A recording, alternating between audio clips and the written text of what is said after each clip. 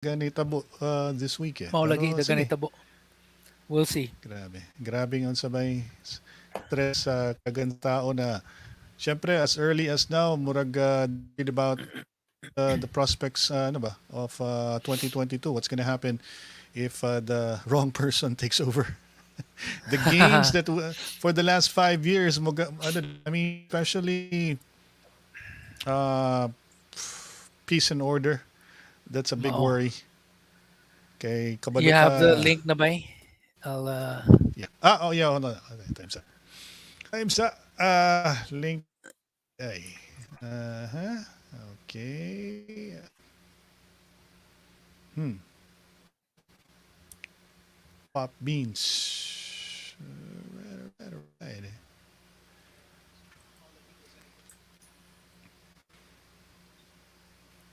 11:04 Friday, the day sa okay. Pilipinas. Okay, sending the link to your your Facebook. Okay. All right, we're good. Okay, Ayos. good to go. Good to All go. right. Yep. Lots All of things right, happened today. and time to start. Istoryang Futbolero coming up.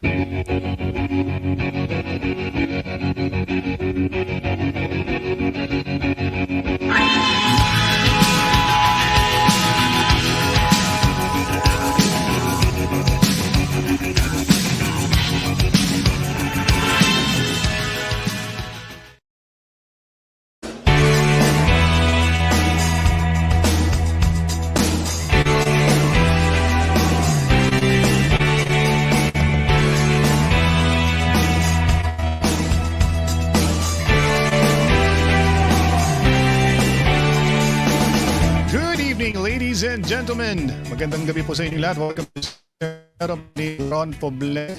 With me tonight for Constipation Friday is Orion Perez Dumdum. Orion, may gabi. Welcome. Welcome Mga back. gabi, ibay. Musta naman?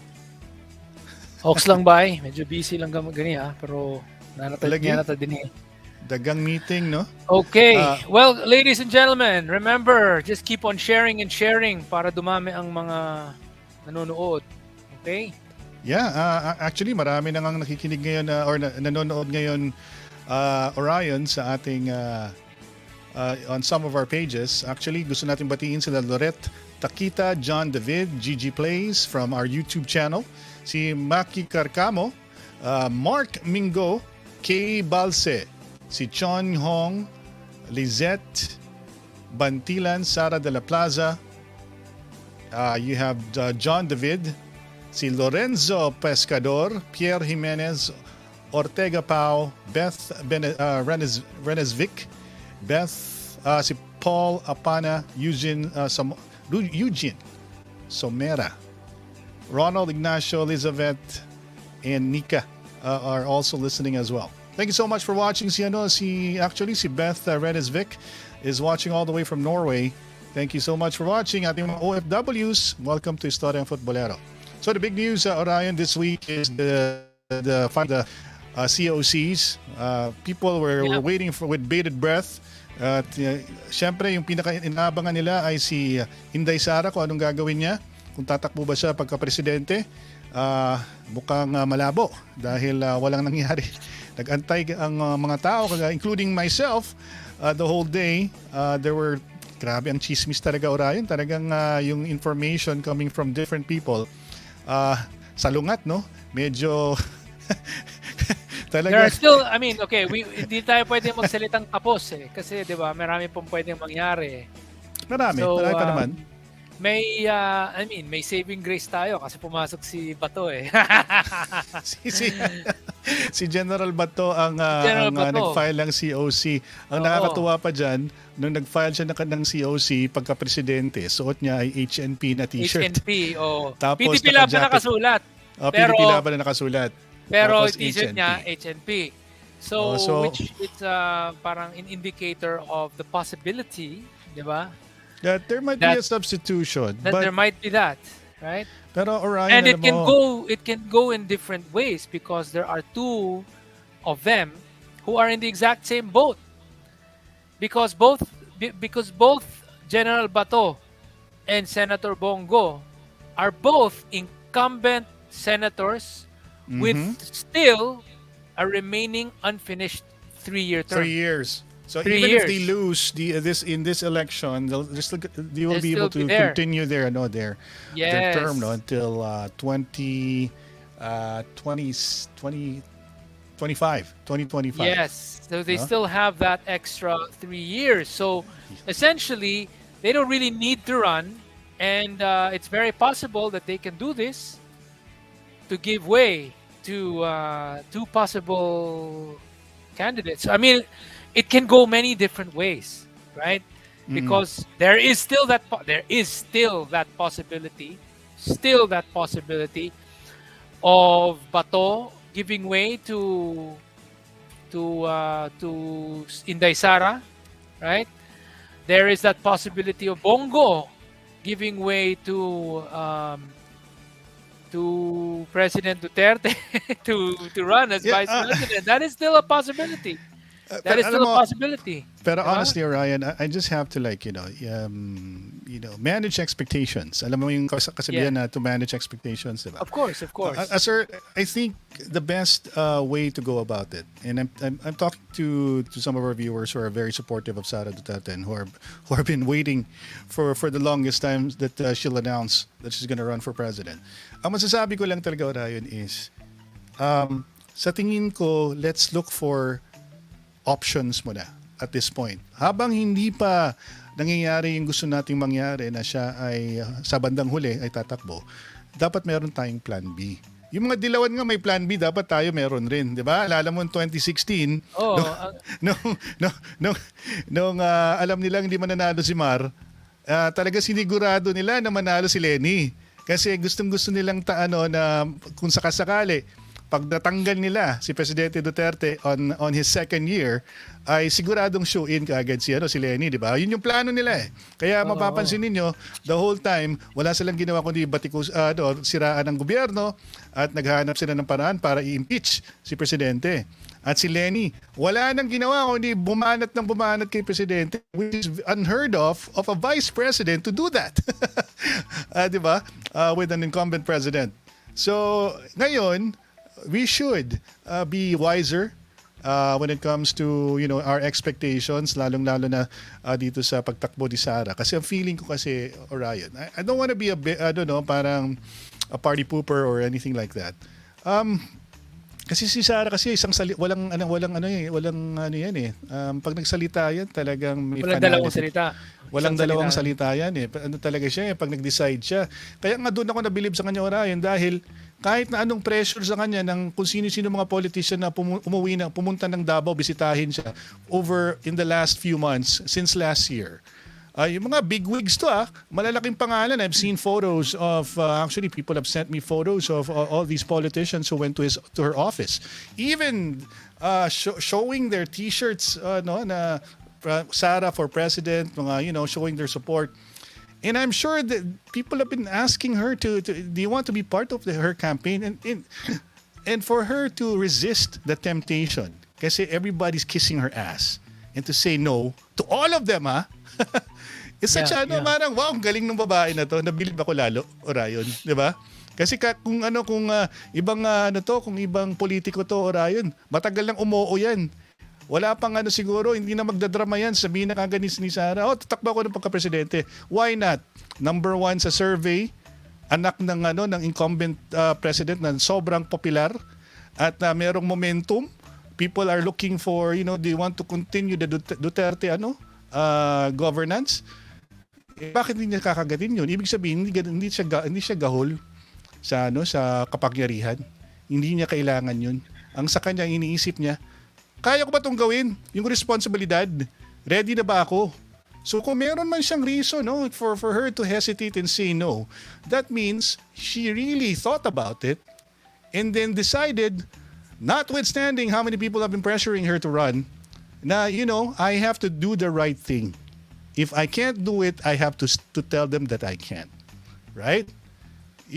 Para sa akin, Ryan, it should set a precedent for all the politicians, and if we look for politicians, the right politicians, they should follow suit yung standard natin dapat Sara Duterte na. Yung tipong talagang siniseryoso yung responsibilidad pag tumatakbo sila ng posisyon sa gobyerno. Yun. Ewan ko, tingin mo Ryan, ano ba ako doon na medyo... Tama naman eh. Tama naman. Basta ako, ngayon, since at the moment, hindi pa talaga natin alam yung what's the landscape like, 'di ba? We don't know 'di ba? So ako, hihintayin ko na lang, frankly speaking, hihintayin ko na lang siguro middle of January or maybe early February bago talaga ako makapag-start to make up my mind. Kasi first of all, hindi pa natin naririnig talaga yung mga full platform ng mga ibang lahat, kandidato. No? Ng iba't ibang mga kandidato. So kinakailangan talaga. Nagbabangayan na nga si Isko at saka si Lenny eh. Binabanatan ng Isko si Lenny. Natatawa ako dyan. Diba? Tapos, so, ang kasi natin, ang nakikita natin, unang-una, naging personality based na ngayon. Tingnan mo, si Lenny, itinakwil na niya ang partido niya. Hindi na. yung pagkadilaw. Yung pagkadilaw, hindi na nga dilaw pink na. Tapos, running as independent. Independent. What? Tapos, diba? pati si Kiko, ha? Pero si Kiko pa rin ang kinuha niya. Dilaw pa rin. Chairwoman siya ng LP, di ba? Tapos tumakbo siya as independent. Hindi siya nag-resign? Kitang-kita mo doon na wala. Ano kinukuha niya? Hindi sila kanilang sarili na pag tumakbo sila under the banner of LP na tatanggapin sila ng mga tao, kailangan nilang i-reinvent yung sarili nila. At itong Orion, yung best friend, yung paborito mong senador, nagdrama. Doon sa kanyang umiyak-iyak pa. Ano pa yan? What the heck? Sana all. What the heck was that? Grabe talaga. Acting? Oh my gosh. Dapat nag-coach na lang siya sana sa kanyang asawa, di ba? Napakagaling ni Sharon Cunetang hindi man lang siya kumuha ng tips. Di ba? Nakakayaman yung ginawa niya. Kung magdadrama na lang siya, sana nagpaturo siya sa kanyang asawa. Tuloy para talaga to pambihira talaga to. Kalokohan yun? That was so stupid. Itong LP And then so I don't get it nga eh. So nag-change sila ng kulay, naging pink kasi nga kinahihiya na nila yung dilaw dahil talagang pangit na nga talaga yung reputasyon ng dilaw at ng Liberal Party, 'di ba? So nag-change na sila pero sila pa rin. It's the same people pa rin. Bam Aquino is the campaign manager, dilaw pa rin. O tapos si Kiko Pangilinan ng magba-vice president, dilaw pa rin. Ganun pa rin eh. So yung kanilang ang kanilang tambalang kili-kili. Kiko and Lenny. Nako. may nakita ako mga post ng ating mga viewers. So parang nagsasabi sila na nagbago raw sila. Nagsasabi sila na parang nagbago raw sila kaya nagbago sila ng kulay. Pero ang tanong, pro-constitutional reform na ba kayo? Orion, huwag ka nang umasa kasi. Bakit ba? Wala eh. Inaasahan mo pa yung mga yun. Yun nga ang punto ko. Hindi, pero yun nga yung tinatanong ko na proof kung totoo nga bang nagbago sila. Kasi kung pareho lang naman din silang sasabi na ayaw nila ng baguhin yung konstitusyon, di pareho rin pala yung ginagawa nila. Pareho lang. Diba? Well, first of all, yung best friend mong senador na nagdrama recently, si Kiko, ano tawag mo sa kanya? Yung pag nagchichipi ka, si Maching. Si Mr. Drama Boy. Head ng diba, ng Constitutional Amendments Committee on Constitutional Reform or Amendment Senado. He sat on that on the proposed bills to amend the Constitution, and I don't think anytime soon he's gonna work on that. If ever napasa na sa Senado yung version ng Congress for economic reforms, mukhang malabo ng papatulan or gagawa ng paraan ni Kiko Matching yan.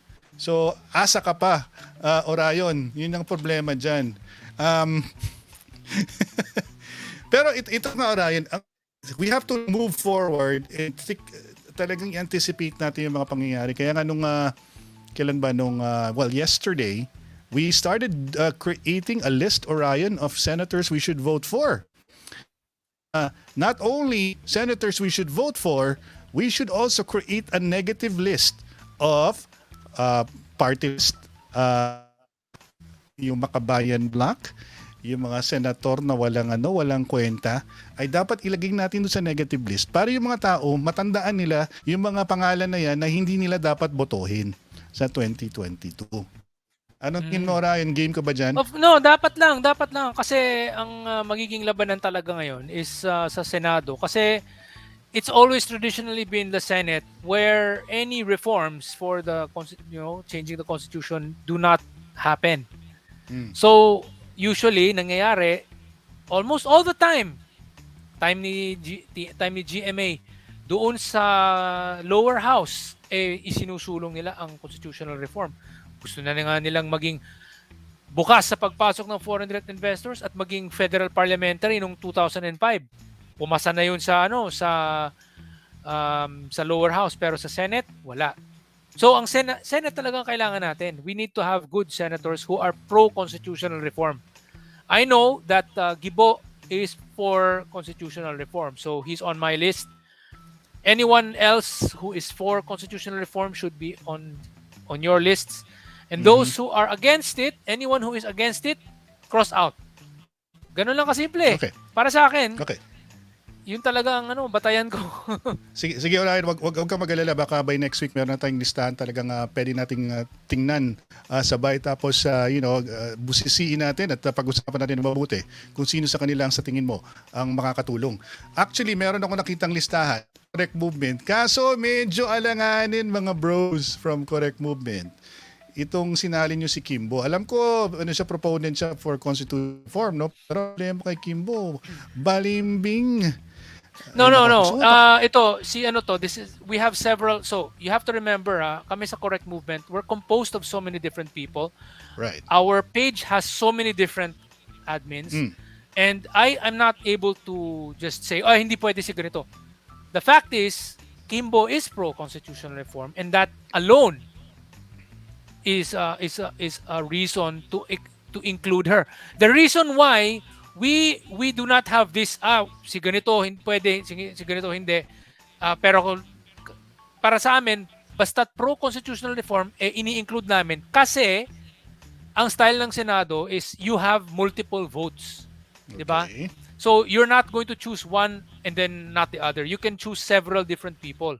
So kung ayaw mo si Kimbo, okay lang. Basta kami, we are not going to have a list of 12 people only.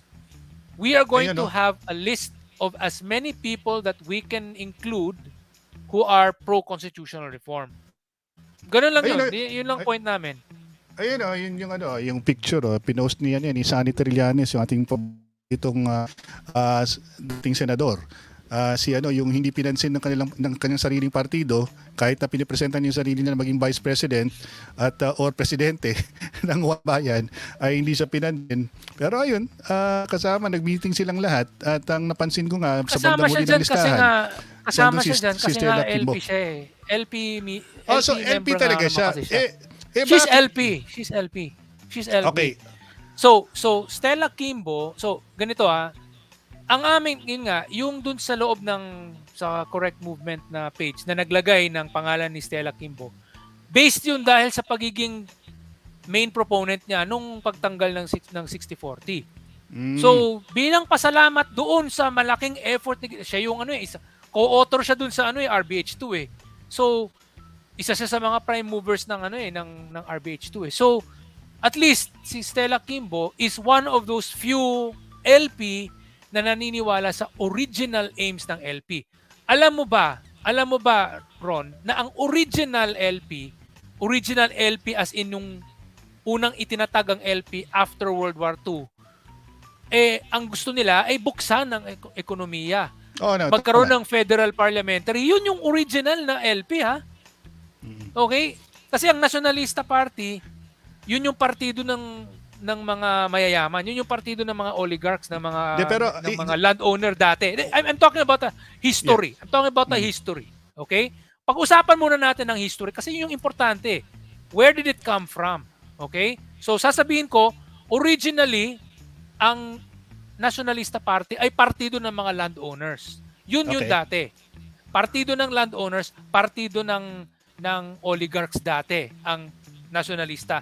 Tapos ang Liberal Party ay yung faction ng Nationalista Party ng mga mas bata na mostly mga middle class or self-made men, yung mga galing, yung mga parang hindi sila ganun katanda na masyadong alam mo yung sobrang conservative na ayaw ng pagbabago.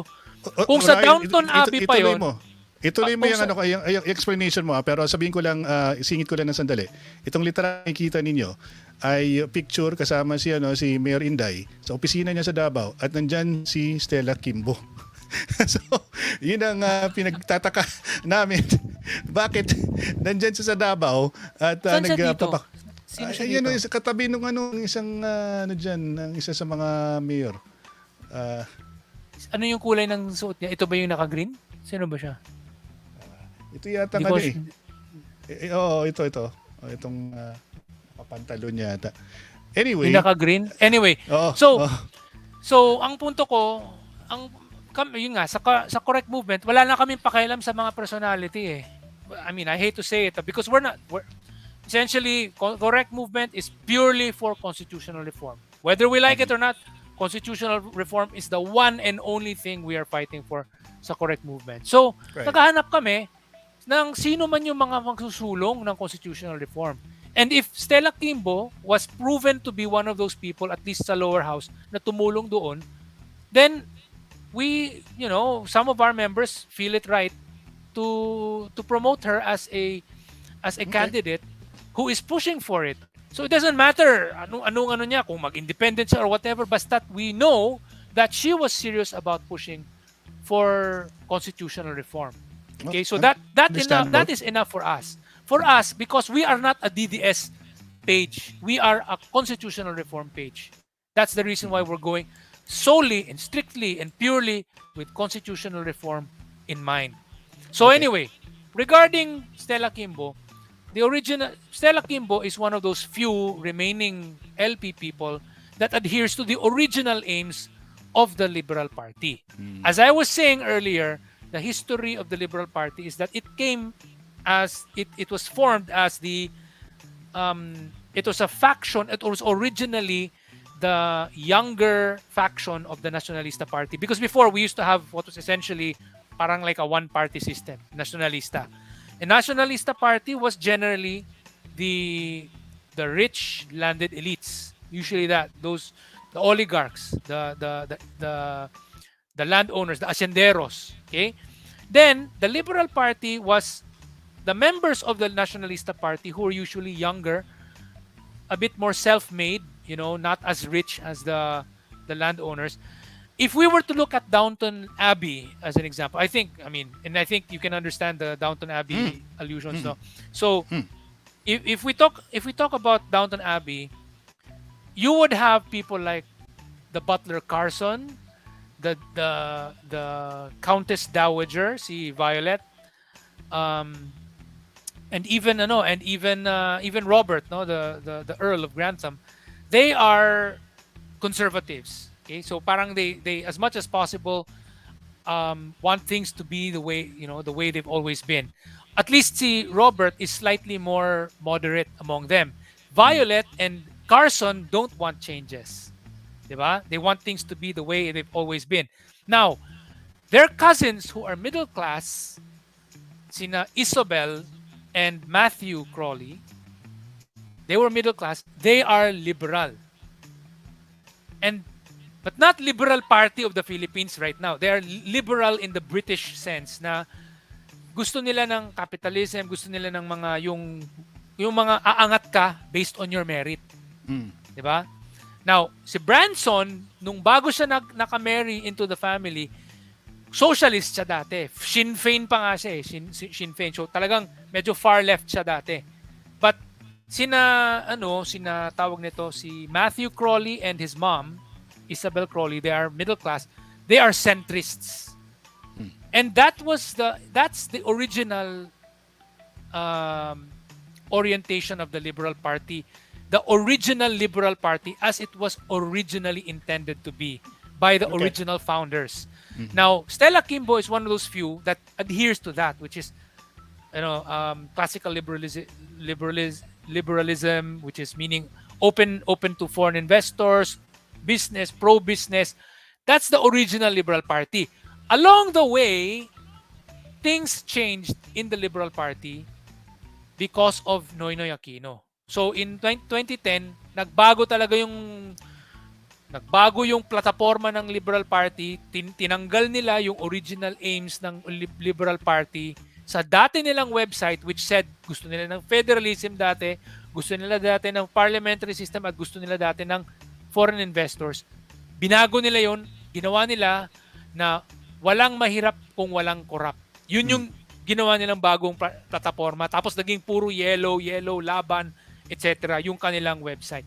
So, nagbago ang mensahe ng Liberal Party because the original Liberal Party used to be for change, for reforms. The same things that Duterte was fighting for was what the original Liberal Party was fighting for. But that's the point. Nagbago sila eh. Naging partido sila ng oligarchs eh. Nagbago. Pero eh. may sigin ko may nation kung naman may pagbabago, napakalayo na sa ideology ng original LP Party nung simula ng panahon ni Pinoy. I think may malaking kinalaman dyan sa yung kanilang concept of winnability. Bago rin konsepto nila dahil ang sa kanila is to stay in power, to make sure that they stay in power. And siguro, they thought na yung whatever platform or they espoused as part of the Liberal Party, it will not work anymore with the masses. Kaya they took on mga statements like walang corrupt, walang mahirap, and then wala na sila talaga yung true identity as a party.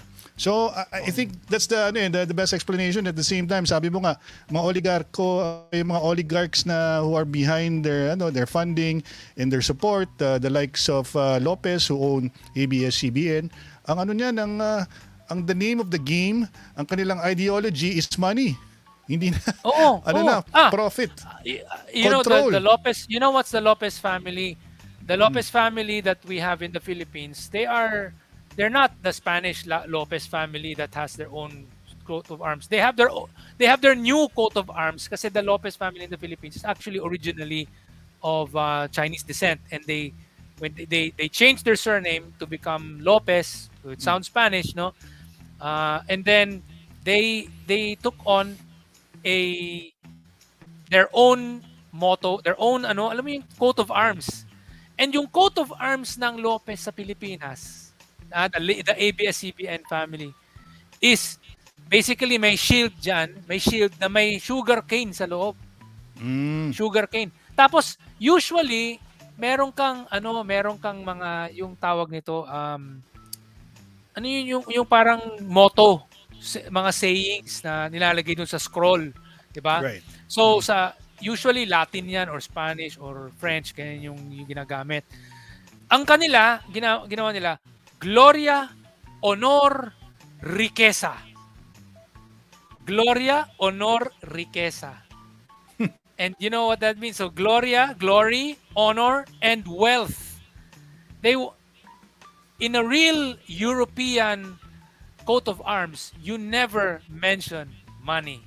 You never mention wealth as one of your ideals. You never mention that. You just talk about honor, yung mga ganun lang dapat, mga honor, duty, service, ganon.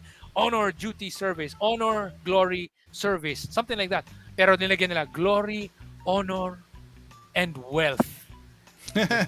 Ang sinabi mo, yun yung kanilang ideolohiya, money, pera. So talaga, naka-ingrain pala sa kanilang anong tawag diyan na Orion, sa kanilang family coat of crest, arms. coat of arms.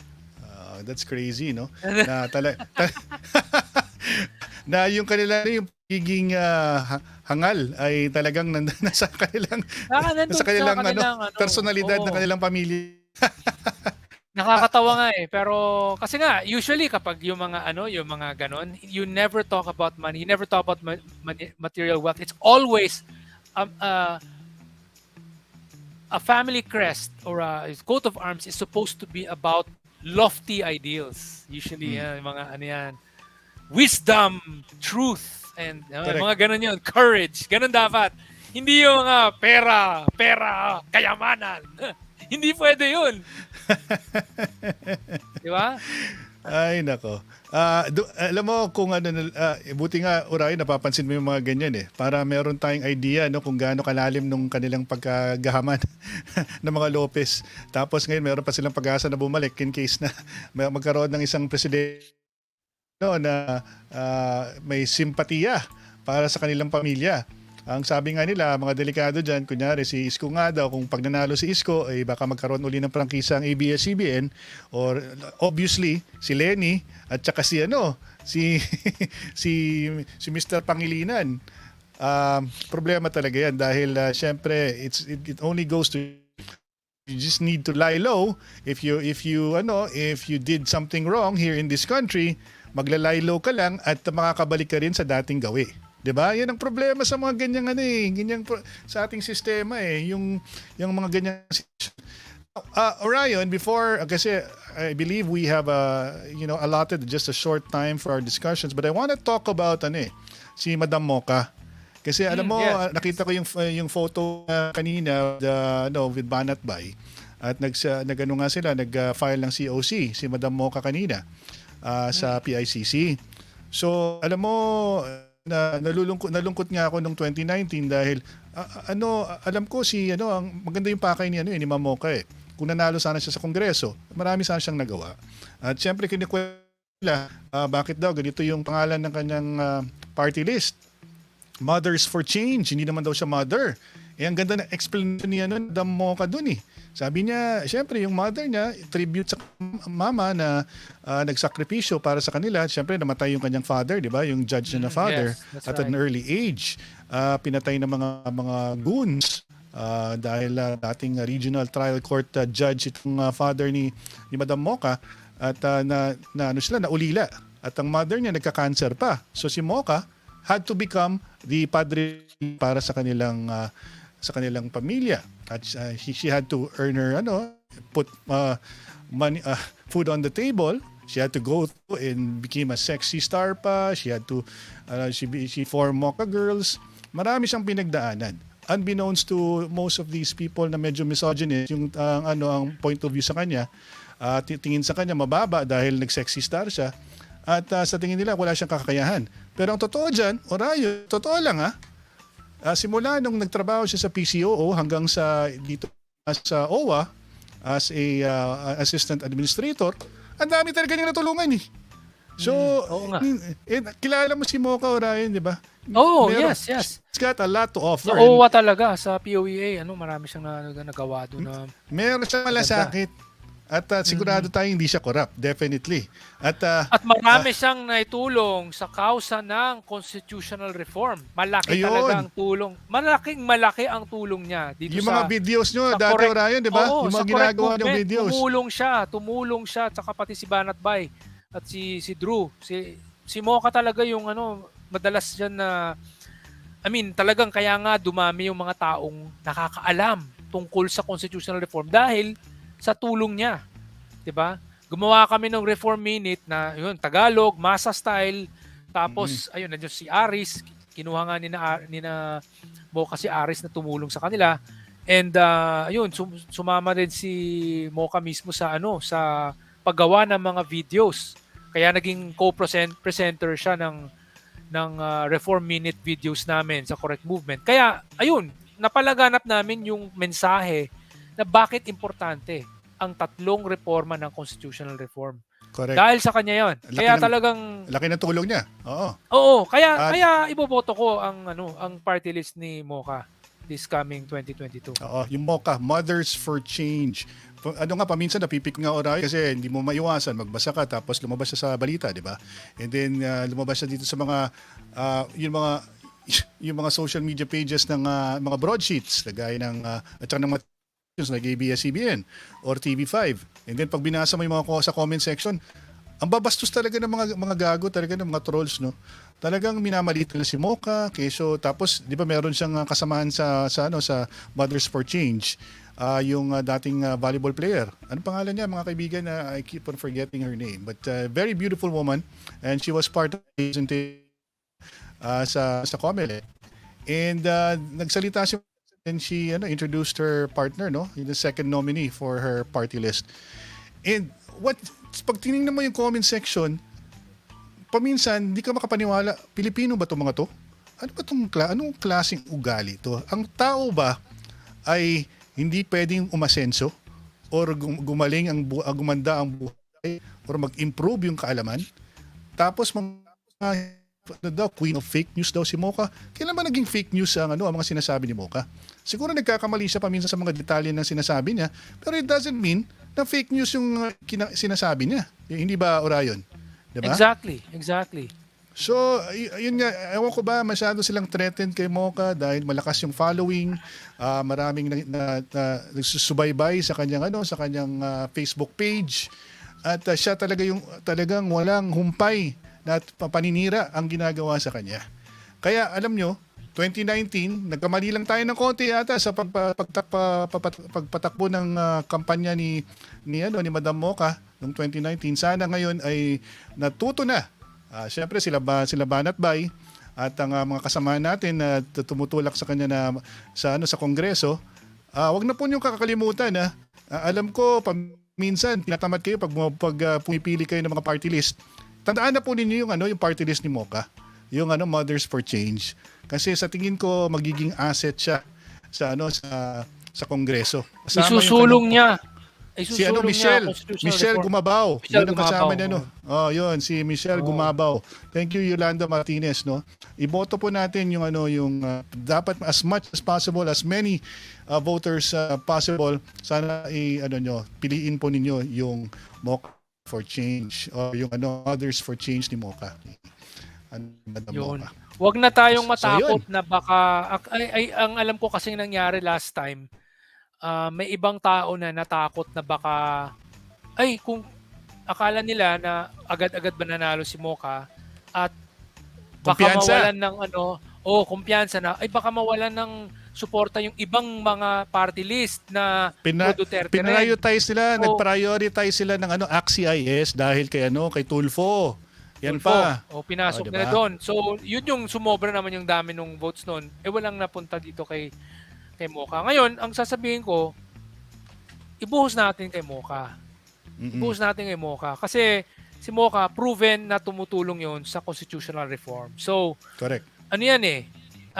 She's really going to help out. I mean, proven na kami mismo sa correct Tumulong talaga siya yung nag-present siya ng constitutional reform na topic, no? So, talaga, basta kami sa correct, we're very thankful towards Mocha, and we're going to, as much as possible, I will endorse Mocha's group, her party list, basically, to all the members na kumbaga gawin na natin to para kung hindi natin ipasok si Mocha, mapapasok na naman yung mga bayad muna, yung mga ganyan. At saka Orion, sa lahat ng mga DDS, so-called DDS party list na affiliated, si Mocha yata ang sa tingin ko yung talagang true-blooded DDS na talagang all the way hanggang sa kahuli-hulihan ay supporter ni Presidente. Kaya wag natin kakalimutan na tulungan rin naman natin si Madam Mocha na na makapasok sa Kongreso dahil marami siyang magagawa. I-segue natin, no. Sino yung mga isa sa mga nagtasabi na raw siya, Queen of Fake News daw. Kung sino pa yung threatened dyan na isa, yung may malaking nunal, yung si Ressa. Si Ressa. Yung nanalo ng Nobel Prize alam Prize mo, for Peace ba yun? Yung Nobel Peace Prize na yan, nawalan na ako ng believe dyan sa Nobel Peace Prize na yan. Simula pa nung 2009, nung binigyan ng Nobel Peace Prize, basically ng Nobel Group, ng Nobel Peace Prize si Barack Obama, na wala pa siyang ginagawa. Bagong elected, newly elected lang, siguro kakaswear in pa lang niya, 'di ba? January siya na swear in 2009. Tapos na ano siya, naging so for 10 months, 11 months, naging nabigyan bigla siya ng award na wala pa siyang nagagawa. I mean, 1 year in the job. Barely 1 year in the job. Wala pang nagagawa. Tapos di pa nga ninyo alam na magsisimula pala siya ng mga drone strike, may gagawin siyang mga ganun. Oh, so bakit?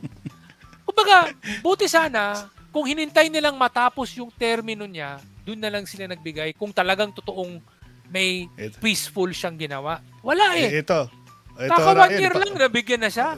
So ibig sabihin useless.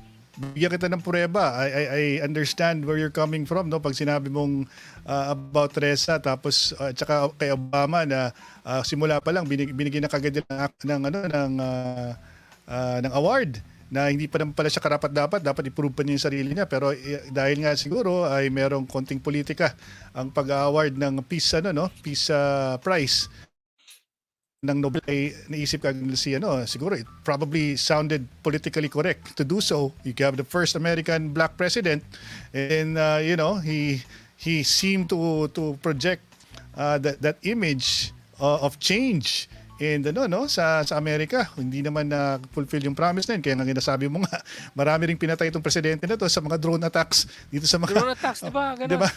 Ngayon, maganda yung sinasabi ni Al Royce Luna Avorque. Mas deserving pa yung mga Nobel Prize for Science. So yun, yung mga Nobel Prize for Economics, Nobel Prize for Physics, Chemistry. Siyempre. Yan yung mga okay. Yun yung okay. Pero yung peace na yan, yung prestigious. Naging useless na eh. Naging token na lang eh. Parang naging pawok na lang lahat eh. Kalokohan. Tangina. Si Barack Obama binigyan na wala namang ginawa. Pucha. Pakita ko lang sa iyo, Orion, yung ganong kalokohan nyo. Kasi meron nga akong Viber group na karamihan mga atinista. At yun na nga, sobrang proud sila kay Ressa. Mga kakilala mo to, Orion, na may Viber group ng mga aking mga kalaro sa football ng mga atinista. At yun na nga, nanalo si Ressa ng Nobel Peace Prize. Talagang sila, broadcast sila doon sa Viber group. Wow, congratulations Maria Ressa, for fighting for press freedom and whatnot, ganyan. Pero po, ang ginawa ko, hindi ako nakatiis. Pinost ko to doon sa grupo. Tapos may sarcastic na clap. Congratulations Ressa. Ito yung your body of work. Oh. Naalala mo ba ito, Ryan? Naalala mo ba ito? Ay, oo, yung kanyang attacker. Yung report niya sa nangyari sa Resorts World, sabi niya, IC sanction daw if not directed Resorts World attack.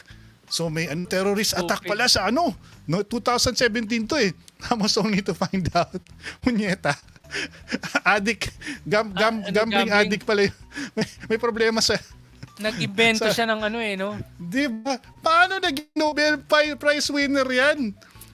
For crying out loud, at tahimik yung mga ating mga schoolmates sa Orion. Wala sila sumasabi kasi hindi naman yung pangalan niya nandun, Maria Ressa. Siya nagsulat. Siya nag-report. Tapos yung Nobel Peace Prize winner mo, oh my gosh, ano kasing betting process ang ginagawa ng Nobel? Isipin mo, Nobel Peace Prize winner. So katapat niya, ka-level na niya si Mahatma Gandhi. Ganon. Grabe naman po, sobra naman nakakabuisit naman yun, Orion. Kaya pala yung isang natin. Ayun nga sinasabi, sino ba yun? Aluzoni. Natin, iinit lang daw ulo niya pag pinag-usapan natin si Ressa ngayong gabi. Sino ba to? Kita mo ba yung kanina, Orion, yung message na yun?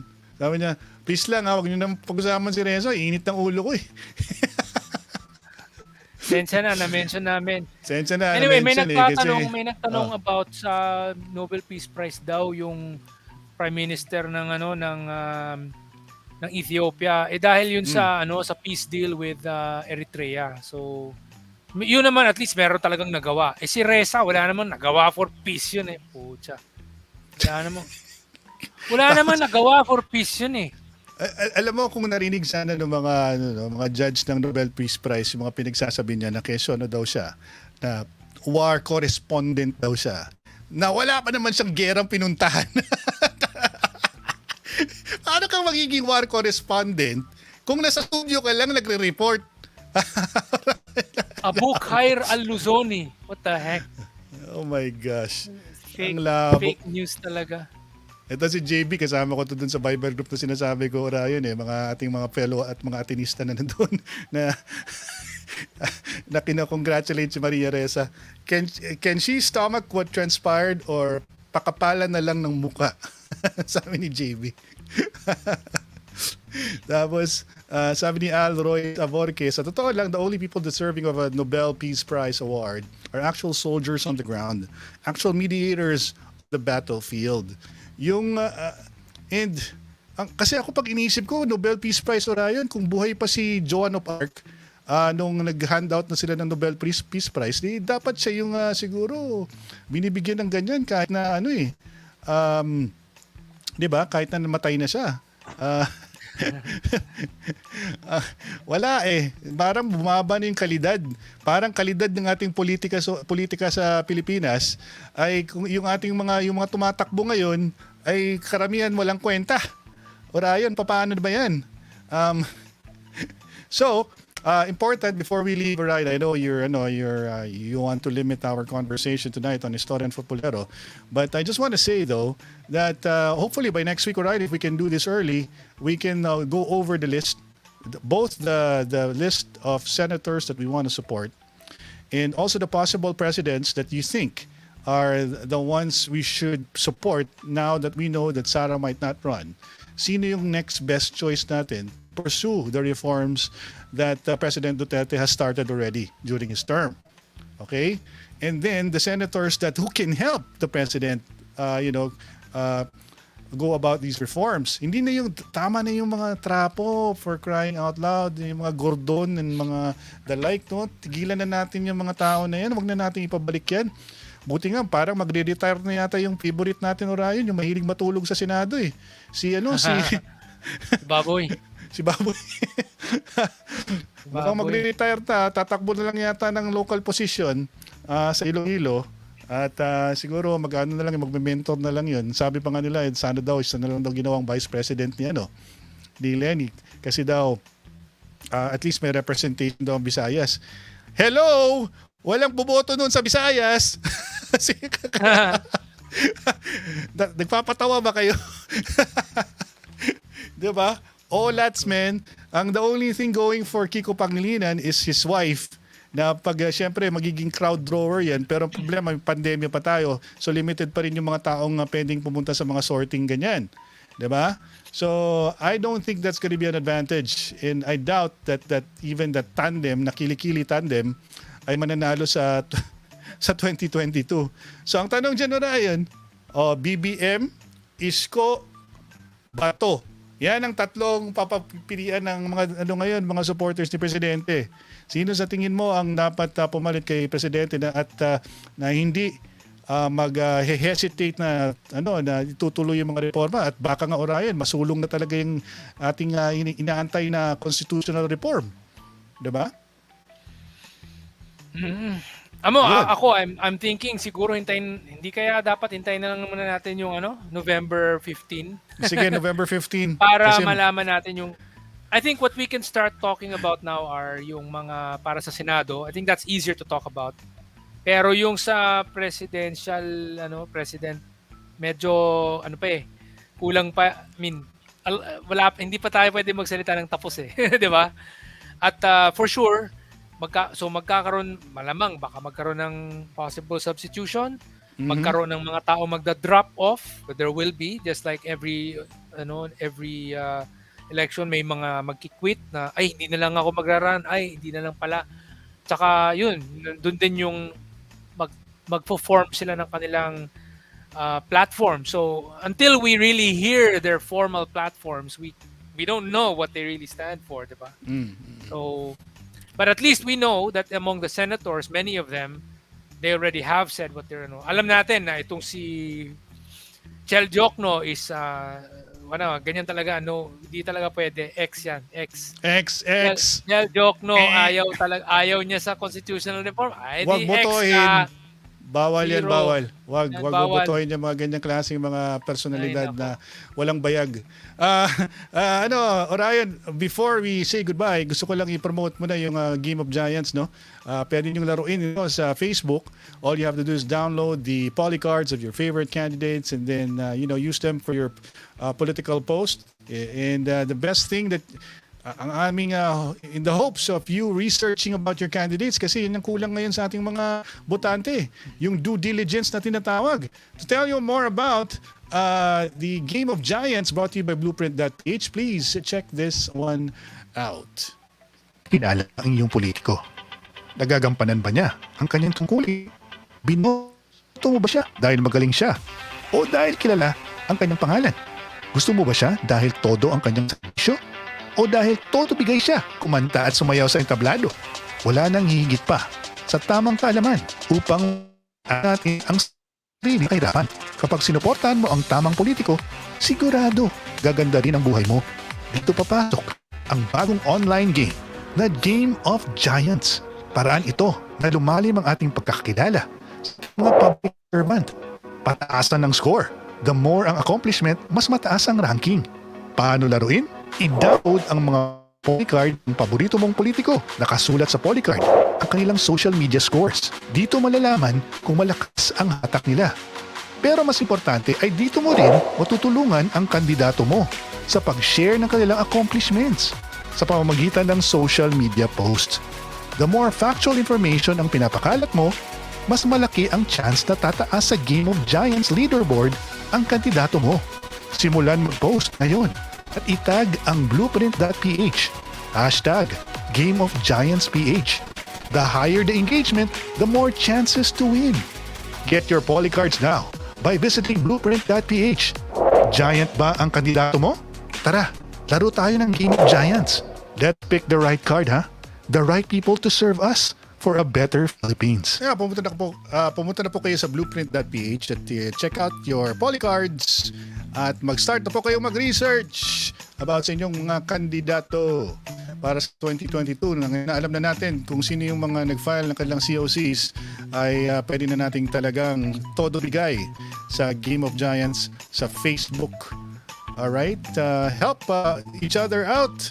Make sure to give the right information about your candidates. Di ba, Ryan? And speaking of candidates, we have last Ryan, before we go, are the senators. Ikaw, sinong top 5 mo so far, Ryan? Meron ka na bang listahan? May mga pangalan ka na Wala bang? pa akong nagagawa. Wala pa Wala akong, pa naisip? alam ko lang sino yung talagang kailangang iwasan. Alam ko yan, Chel joke, no? Talagang wag talaga. yung negative list pa lang yata na simulan mo. So, si Chel Jock, no? X. Yun. Si Gibo, alam ko, gusto ko yun. Kasi Okay, Gibo. pro siya sa lahat. Ito, si Robin. Alam mo, wag niyong maliitin si Robin, sabihin niyo artista, pero tingin ko sobrang matalino yung mama. Feeling ko lang Orion sa tingin mo. Kasi merong mga ganon na sasabihin nilang artista, ano bang alam niyan? Kita mo naman si Willie Revillame, 'di ba? At least aminado siya na pag pumasok siya sa Senado, wala naman siyang alam sa paggawa ng batas at hindi naman siya magaling mag-Ingles, 'di ba? Pero pag case to case kaya ni Robin Padilla for example, talagang malaman pag nagsalita to, nagla-live ito, talagang alam niyang pinagsasabi niya yung mga pinapag-usapan niya. At pro-reform din to si Robin Padilla Orion. Pro-reform siya. So magandang to no, ilagay na natin sa listahan si Robin Padilla as one of your choices. Of course, si Mark Villar para sa akin, mukhang hindi yata tatakbo si Sec Art. Sayang, galing pa naman ni Sec Art. Mukhang talagang magtutodo bigay na lang siya hanggang sa huli, sa DOTR, no? At andun rin si Secretary Panelo at si spokesman. Taka mo lang, nag-file ba si spokesman Harry Roque? Mukhang hindi yata. I'm not sure. Wala akong natatandaan. Sabi ni si Judith Enriquez, gusto niya si Gadon, sabi ni Adrian Tepez, and si Marcoleta, Mark Villar, Robin Padilla for Judith Enriquez. Okay. Wala ka daw Coke and Chippy, sabi ni Adrian Tepes sa Orion. Bakit wala ka daw Chippy ngayong gabi? Nakain ko na kanina eh. Nakain ko na kanina eh. Maraming salamat At saka, kay ayun, si Colmenares, wag, zero, hindi pwede. Diyos ko, Pangit, parang awa pangit. nyo na. Sinasabi na namin ni Orion, every Friday, ito na lang isipin ninyo pag pinag-usapan ng Makabayan Black, parang pinupukpok natin ang sarili natin ng bato sa ating ulo, no? Tsaka anong tawag dyan, Orion, yung description natin sa Makabayan Black, ginigisa tayo sa sarili nating mantika. Wala namang pakinabang yung mga yan sa Kongreso. Huwag na natin mabotohin yung mga miyembro ng Makabayan Black dahil nag-ano lang yan, nagdodoble kara ang kanilang galawan. At kunyari, sila, legal, pero ang iniisip niyan kung paano patumbahin ang gobyerno. Hindi ba, Orion? Ay, nako. Ay, nako. O si Teddy Bagilat daw. Si Orion. Hindi alam kung matawa o... Ano ba ang niya sa constitutional reform? Wala yan, bro. Ano yan? Super dilaw yan eh. Super dilaw yan eh. Di ba? Ayaw niya eh. Nagbabahag yan sa Kongreso. Definitely ayaw niya ng foreign investment. Wag na po. So thank you, Jan Benedict, si Jay Aquino, si Al Royce Avorque, Ronan Dayot, Adrian Tepes, Mark Mingoa, Joe Mark Pelissimo. Maraming salamat. Marjorie Richards. Also, hindi daw nag-file si Roque, sabi ni Marjorie. Sayang naman. Kasi umaasa yata si Harry Roque na mag-file si Inday Sara, pero hindi nangyari 'yon. At sabi naman niya sa kanyang interview na inaantay niya si Sara na mag-file bago siya mag-file ng kanyang COC. Unfortunately, hindi nangyari 'yon. Kaya nalulungkotin kami para kay spokesman Harry Roque. Si Barrientos Eloy, also Judith Enriquez, Daniel Daitol, Ruel Esteban, J. Aquino, Pierre Jimenez, Ortega Pau, Elsa Belmonte, and everyone who viewed Istoryang Futbolero tonight. Maraming salamat. Please share po our video to your friends para dumami yung mga viewers ni Orion sa Constipation Friday. At huwag niyong kakalimutan, every Fridays po kami ni Orion dito. Medyo na-late lang kami kasi busy si Orion. Alam mo naman yan, kumikita ng mga milyones niya. At medyo na-busy. Orion, may gusto ka bang last song nating itugtog? Well, una-una, mga kababayan, tingnan niyo yung correctphilippines.org na website. Marami kayong matututunan tungkol sa mga constitutional reforms na isinusulong natin. Basahin po ninyo mga article doon. Maraming mga article, maraming mga white papers doon. Marami kayong mariresearch. Ang mga estudyante, basahin niyo yan. Pwede niyo gamitin yan as your term paper or your research for school, whatever. Yeah. Go to the correctphilippines.org site. Learn as much as you can, and you can use that in your school and impress your teachers and your classmates about the knowledge that you're going to get that you won't get in school, but you will get it from the correct movement. Amen, brother. All right. Huwag niyo kakalimutan dyan. For the meantime, before we go, let me feature a song here for Istoryang Futbolero kasi mahilig kami ni Orion sa New Wave. At sabi ni Adrian Tepes, pakipromote ng YT channel correctly. Istoryang Futbolero, hanapin niyo sa YouTube. Andun po kami. Tapos i-click niyo yung notification bell para malaman niyo na we are live. This is from a band called 16 Tambourines, and we are currently bathing in the afterglow of the COC. 6 miles over solid ground, waiting for the clear view. Di mo to alam mo, Ryan, Forgive me when touching down, I'm crashing at the thought of you. When I was a little boy, I didn't have a thing to say. And now that I have learned to talk, it doesn't matter anyway. I wanna look and burn, I wanna melt the snow, and I wanna sleep with the sad breath, bathe in the afterglow. Yon, Ryan, bathe in the afterglow. Ano bang interpretation mo sa phrase na yan? No comment. Alam na this. Bastos yan eh. Bastos. Okay, bye. Salamat, goodbye. See you soon. See you next week. Enjoy your weekend. Okay. Guys, maraming salamat sa inyong lahat at ingat po tayo. Huwag pong kalimutan, hindi pa po tapos ang pandemya. Magmask, iwas, hugas at huwag kalimutang huwag pong matakot magpabakuna. May 100 million shots daw doses na darating this month. So may pagkakataon po na makakuha kayo ng bakuna kasi alam nyo, malapit na yung panahon na magiging requirement yan bago kayo makapasok sa mga establishments. No? Dapat may vaccination card na. So wag kayong matakot magpabakuna. Importante po yan. Happy weekend, Mark Mingo and Jeanette Talosa. Thank you so much for watching Istoryang Futbolero. And just pray, guys. Hopefully things will get better and answers to your questions will be answered soon enough. And hoping for the best. All the best to our OFWs who've been sacrificing for the good of their families and of our country, of course. Maraming salamat po sa inyo. Namimiss na po namin kayo. At mabuhay ang Pilipinas. Mabuhay kayong lahat. Maraming salamat sa amin dito sa Istoryang Futbolero. Good night, guys. Bye!